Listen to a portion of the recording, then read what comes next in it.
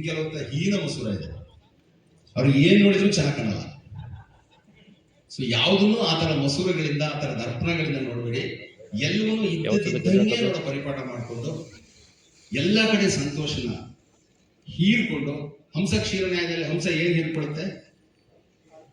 ಹಾಲನ್ನ. ಸೊ ನಾವೇನ್ ಬದುಕಬೇಕು ಅಂದ್ರೆ ನಮ್ಮ ಸುತ್ತಮುತ್ತ ಏನೇ ನಡೀತಾ ಇರಲಿ ಅಲ್ಲಿ ಸಂತೋಷನ ಮಾತ್ರ ಹೀರ್ಕೊಳ್ಬೇಕು. ಯಾಕೆಂದ್ರೆ ನಾವು ಬದುಕಿರೋದು ಸಂತೋಷವಾಗಿದ್ದು ಸಾಯಕ್ಕೆ, ನೋವು ಅನುಭವಿಸಕ್ಕಲ್ಲ. ಇಂಗ್ಲಿಷ್ ಒಂದು ಮಾತಿದೆ, happiest mind can produce wonderful result ಅಂತ. ಸೊ ಎಷ್ಟು ಸಾಧ್ಯನೋ ಅಷ್ಟು ಸಂತೋಷವಾಗಿರಿ, ಜೀವನ ಅದ್ಭುತವಾಗಿರುತ್ತೆ ಅಂತ ಹೇಳ್ತಾ, ಕಡಿಮೆ ಜನ ಇದ್ರಿ, ಎಲ್ರಿಗೂ ನಿದ್ದೆ ಬಂದಿರೋ ಟೈಮು.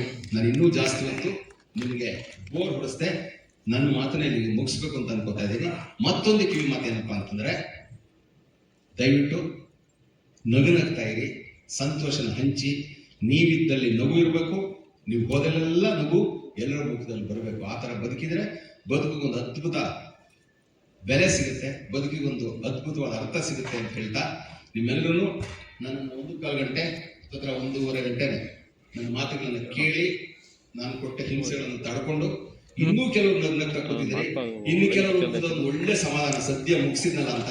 ಸೊ ಅದೆಲ್ಲವನ್ನು ಮಿಶ್ರಭಾವದಿಂದ ನೋಡ್ತಾ ನಿಮ್ ಮುಂದೆ ನಾನು ಒಂದು ನಗುತ್ತಾ ನನ್ನ ಕಾರ್ಯಕ್ರಮಕ್ಕೆ ಒಂದು ಕೊನೆಯ ಚುಕ್ಕಿಯನ್ನು ಇಡಬೇಕು. ಅದಕ್ಕಿಂತ ಮುಂಚೆ ಅತ್ಯಂತ ಪ್ರೀತಿಯಿಂದ ಕೂತ್ಕೊಂಡು, ಎಷ್ಟೋ ಜನ ನನ್ನಿಂದ ಹಿರಿಯರು ಇದ್ದೀರಿ, ಕೆಲವರು ನನಗಿಂತ ಕಿರಿಯರು ಇದ್ದೀರಿ, ಇಷ್ಟೊತ್ತು ನನ್ನ ಮಾತುಗಳನ್ನ ಏಕಾಗ್ರತೆಯಿಂದ ಕೇಳಿದಿರಿ. ನೀವೆಲ್ಲರ ಪದತಲಗಳಿಗೆ ನನ್ನ ಹಣೆ ಹಚ್ಚಿ, ನನಗಿಂತ ಕಿರಿಯರಿಲ್ಲ ಅನ್ನೋ ಭಾವನೆಯೊಂದಿಗೆ ನಮಸ್ಕಾರ ಮಾಡ್ತಾ ನಿಮ್ಮ ಮನೆ ಮುಂದೆ ಕೇಳ್ತಾ ಇದ್ದೀನಿ. Thank you.